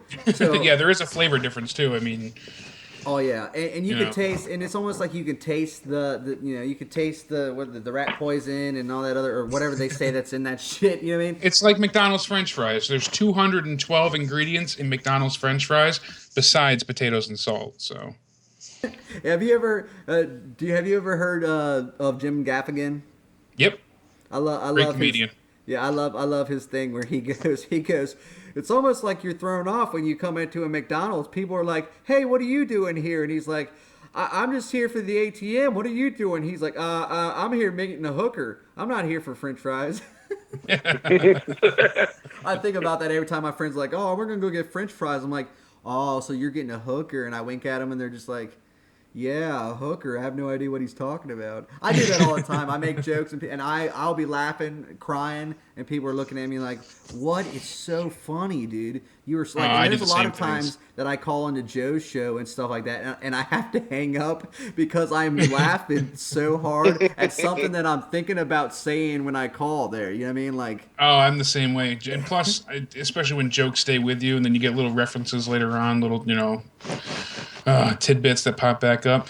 It was like that the other night too. I kept getting, as I call it, a sense of the giggles when Yeah. I was making a joke about being the best of blowjobs. I said I'm the best in 3 counties, and Jesse piped in saying I'm wanted in like 1 or 2 of them, and that ruined me for the Yeah. next like hour. Every time anybody said something, I just couldn't stop laughing. I listened to that show back the other day too, and I feel bad for whoever called in. We were kind of a dick to the one guy. I know he just kept wanting to make his point about wrestling, and Jesse and I were like, but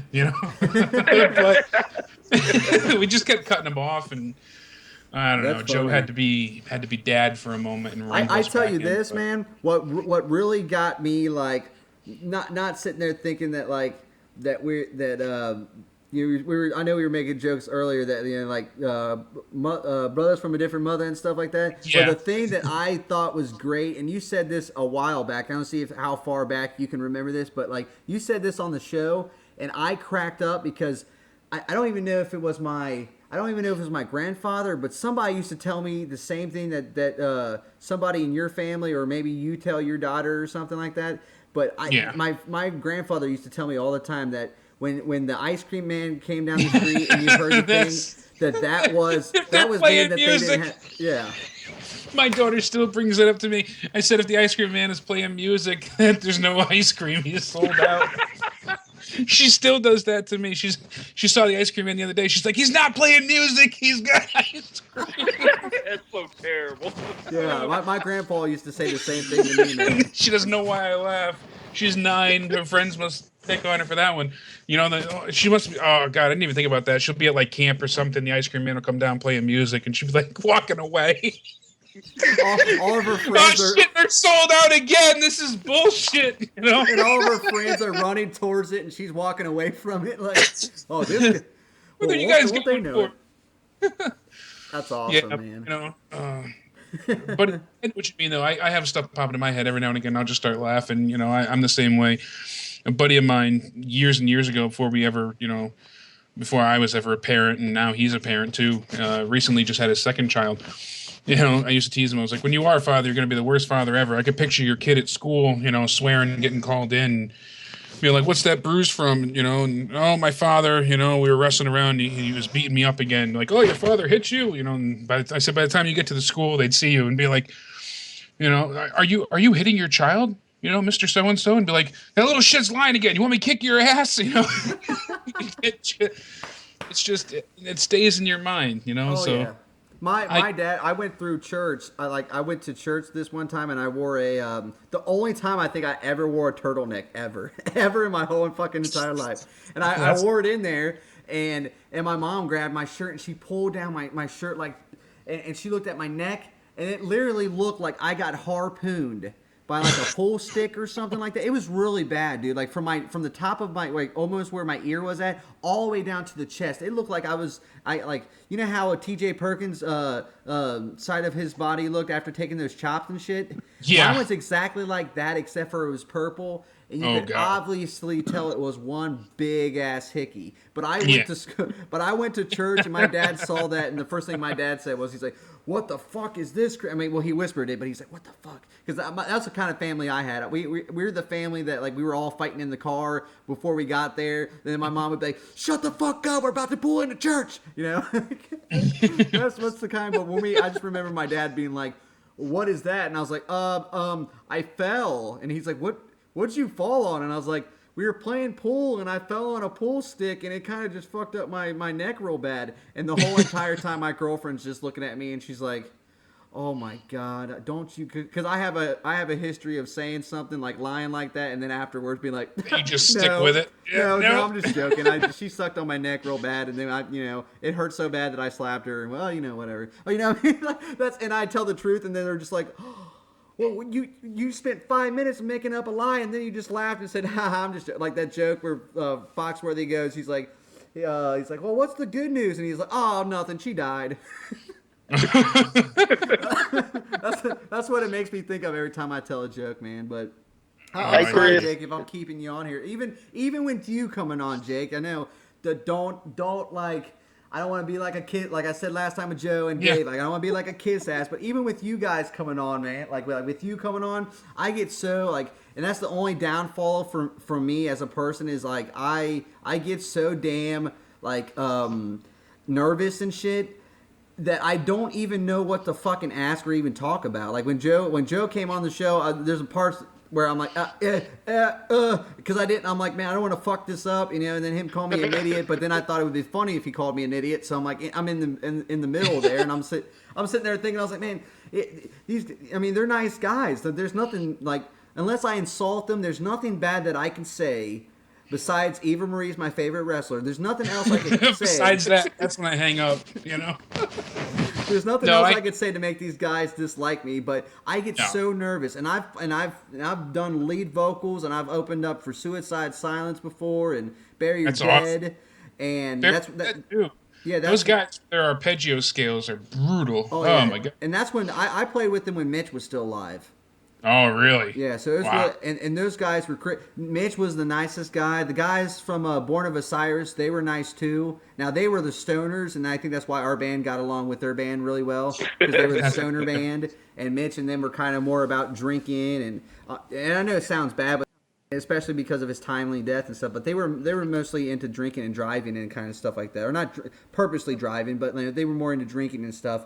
So for me to even around them, they would laugh at me because I would be like, can I smoke a cigarette, stand here with you guys? And they'd be like, you just played in front of like thousands of people and didn't even care, and you were funny, and you were doing cartwheels, and you were screaming and doing this and that, but you come and hang out with us, and you're sounding like Rain Man because you can barely talk to us. And I'm just like, man, it when I look up to someone or I see someone that's doing real good, and even with you, and I say this all the time, I even posted stuff about this before, that Yeah. I always make comments like, why ain't Jake on this show, or why can't Jake why ain't Jake on that show? And I see always why, because there's appreciated only the so support. much, you know what I mean? I hear you, though. No, I tend to ramble, too, and get myself hyper, a little too excited.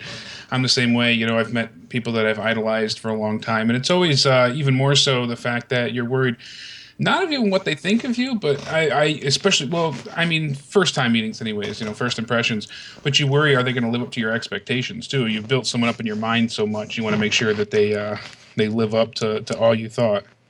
Oh, and I think that's the disconnect with certain people when it comes to Joe. I mean, let me ask you a question. What's your relationship like with well, obviously it probably is not like too crazy close, but like what's your like relationship when it comes to like JD?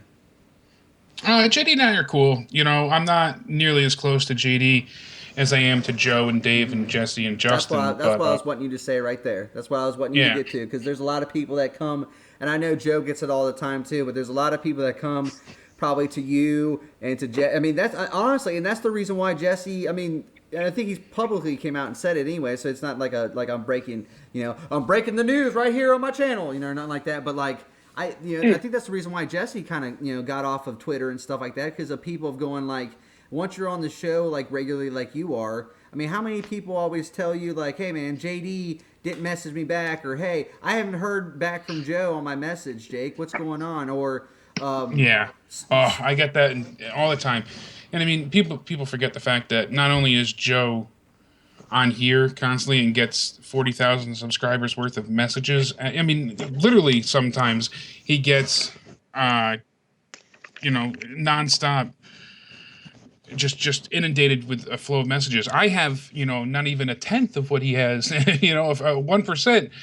And he goes, I get just bogged down at times. I feel so guilty because I like to, even if I just like the tweet, or I try and reply to everybody, and I try to, retweet and like, and then, all right, well, now I got Facebook messages. Well, I got emails too. And like I said, I only have 1% of what Joe gets, and he tries to get to everybody.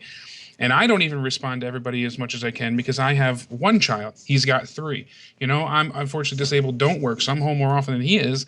And he's at work, 8 hours a day. And then he's got so many other responsibilities on top of it, too.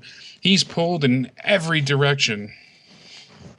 So, I mean, if Joe, unless Joe doesn't like you, which even when people screw him over, I mean, look how many times he's had drama and issues in the past publicly with people. He still forgives them and he still works through it. Joe is one of the most kind-hearted people that I've met, and very genuine and sincere too. He's got a huge heart, and you'll see him flip out, you'll see him angry, you'll see him rage on things, but most of that people don't always realize is just for entertainment purposes only. I mean, it really is an act for some of it. Some of it's not. Sometimes he's legitimately pissed, but we all get mad. Oh yeah. But he genuinely just cares about people. He hates being labeled or grouped or put into a certain set of checks, like a checklist kind of idea. He genuinely cares about everyone. He's not racist, he's not misogynistic, he's not narcissistic, he's not he's just it's Joe. But people get upset and then they message me, oh, he didn't respond, I didn't get this, I didn't get that. And well, did you try again? Because it's not personal, and they take it personal. And I know it's hard because I message Joe 1,000 times too and don't get responses, and I'm on the show. It happens. I'm not excusing anybody's actions, but I just hope people know that 9 times out of 10 it's nothing personal. It's just how it happens to work out. And plus a lot of those, Jake, that you it always drives me crazy, like to the point where like I want to throw things at people that just do not get that. Even if you are a Patreon, okay, and you do support the show, okay, if you're going to talk shit about JD or Jesse or Jake, there's going to be stuff that that comes back from that, especially when you have there will be consequences. I mean, some people were giving me shit and Joe came right to my defense instantly, and I didn't even have to bring it up to him. He brought it up to me. I didn't even know what was going on, and he was aware of it. So like Tyler chat now, and without going into too far things, Joe even then still said let bygones be bygones. I know Tyler reached out to him on Twitter and everything's fine. They let it go. And exactly, that's the same. That's the same thing I told Mike, and me and Mike have had 1,000 conversations like that, and it has nothing to do with like. And I always tell Tyler and everybody else and all the people that follow Tyler, it has nothing to do with Tyler personally. Okay, I lost 90. I was up to close to, I think it was like 92 or something like that subs, and all of a sudden the next day I go on there and I have 15, and I'm like, why the fuck did I have what the hell happened? And then I get on my Twitter and it's just, you support this, you support that, you support people making fun of handicapped people, or you support people making fun of people that are big, and I'm like, what? Look at this! Look at the chub. I'm a chub too, man. I'm a chubby guy too. Like, why in the fuck would I don't get that. And when people ask dumbass questions, like even JD people, I hear JD people go, well, that's all JD does is block people, and I was like, I think sometimes it's kind of rough because sometimes it is on just the people's opinions, but then it is some bullshit, but then it is bullshit. There's a reason for that too, though. Ask questions. You know what I mean? If someone is a Patreon, and like even take someone as cool as young young Trumpian or whatever. I still know him as Young Republican, but if he were to call in, even though he is a Patreon, if he were to call in all the time and he would ask the same 4 questions, hey Joe, did you watch Raw, Joe? Joe would be like, okay, I'm gonna get this dude off the air because I have some people that want to actually voice good opinions and good thoughts when it comes to it. Not saying that he didn't have a good thought or anything like that. It's just the fact that there's so many people calling in that he does need to make, time for some good calls. I always thought that too. I always thought people would I'm like, why does he take my phone calls? I'm not a Patreon. Yeah, exactly. But it seems like he always takes my phone calls. But because I think it's not all about the Patreon. Patreon. I call in with decent stuff to talk about. I try not to talk about. I listen. That's why I do it. I listen to the show, and honestly, my method of calling in the show, not just to talk about what I'm into, but also to talk about what no one else is talking about. You know what I mean? If no one if we're talking SmackDown Live and you and Joe are on there and everybody's talking about this, I'm going to talk about something that you guys, I'm going to call in and ask you guys a question that you guys did not talk about, or something that you didn't do, because I feel like as a fan, there's someone out there thinking that too, and that's something I want to talk about. Someone calling in and asking what Jake. Someone calling this show right now and saying, "Hey, who do you guys think that's going to watch the class? Who do you think is going to win in the main event?" Dude, go rewind what we talked about. Yeah, we just talked about it. But if he called in to say, "Hey, man, about this thing, what do you think?" I would have more appreciation for that. So that's, I mean, I really respect you guys, and especially, I mean, I'm not saying that I don't respect Joe as much as you do, Jake, but I have more. I have crazy amount of respect for like you, Jesse, and Dave and stuff like that are associated with the show. Even Justin. All those people that are associated with the show that get the downpour that comes from that stuff, and you guys are supportive because you believe in stuff that Joe and them do. You're supportive, and you're supportive of the JC of the JC or the I call it the JCS Army or the Cronin Club. You guys will stick up for your fans if it's appropriate, and I think that's good. You know what I mean? Like for someone to go, "Oh, hey, I like that tweet." Or I like that this comment on YouTube. I want to comment on that. That's cool. You know what I mean? I really appreciate that kind of stuff that you guys do because it makes us makes not only me but everybody else that watches this show and stuff like that makes us feel a part of the show. And that's something that a lot of shows and YouTube stuff that you watch, you don't see that. So I think that's what makes it so entertaining to watch the show and stuff, because not only you're different than Jesse, Jesse's different than Joe, Joe's different than Dave, Dave's different than Justin. It's what makes it entertaining, and it makes it exactly. And I like mixing it up too. I mean, like you said, you get different personalities, so you get different results. As where I've been on the Raw reviews, and I could be on other shows, but I like it when, Joe likes to do shorter shows for the SmackDown and the TNA reviews because, he gets more callers on. I like to be on the Raw shows because I get involved with you guys more in the pay-per-views. And, I've been trying to do the Monetize Thises, and like this Friday I was good to go, and unfortunately he didn't have a show. It's difficult for me with, having my daughter doing things in the living room. I try and set it up.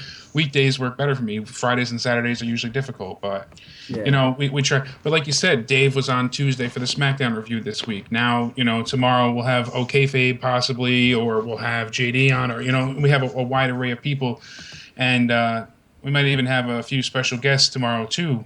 So, hint, wink, wink, nudge, nudge. You guys might really want to tune in tomorrow for possibly a huge surprise on the Joe Cronin show. So. Hell yeah, yeah. That's a special little tidbit for you guys here. You're definitely gonna want to tune in tomorrow. Definitely check out the Joe Cronin show tomorrow. Some crazy things might be happening. So if anyone's watching this, please subscribe to Joe's channel. Might come on. Yeah. What were you gonna say, Michael? Mike? Yeah. I said the bad guy just sent me a DM on Twitter and said he followed me. He said and then I DM'd him back. Yeah, I just and he said, no him problem. He said I enjoy the show. You guys do a great job. So that's great to hear. I just followed him as well. The bad guy. Hell yeah, absolutely. I just saw him in the chat, and I followed him on Twitter as well. It's the bad guy _NWO. But unfortunately, guys, I said it in the Skype chat. I do have to go. I apologize. No, I'm going to go with the girls from the fair. But I promise you can hold me to it. It's on air. It's a legally binding, promise here. I definitely want to come back and do a non-wrestling podcast. The end of this is, the whole show's been fantastic, but I'm especially interested in doing something non-wrestling too.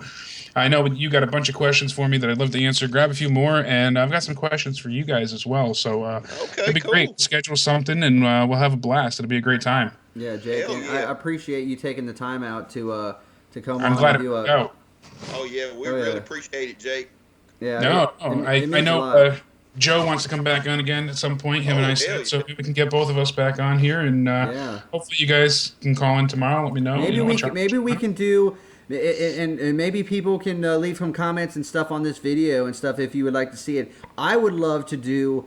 I know I'm kind of stealing this from Russo and their show or whatever, but I'd love to bring you and Joe on, and maybe Dave too. And do maybe our Mount Rushmore of rock and roll music. Oh, that would be fucking awesome right there. And us talk about who we would put on ours, and maybe just talk about music in general. But like I said, Jake, I really appreciate it. Definitely go check out Jake on Twitter at Countdown Ended. Add him, follow him. Fucking great. And make sure you add Mike too at Jeter Fan 35. It's on my screen, and I'm having issues even reading that. Oh, okay. Oh man, it's lack of food, dude. I haven't ate all day. That's why I'm Yeah, waiting I on hear this you. White Castle. That's never coming. It's never coming. That's never coming. You got to get that chicken sandwich. Yeah, chicken sandwiches But, and french fries.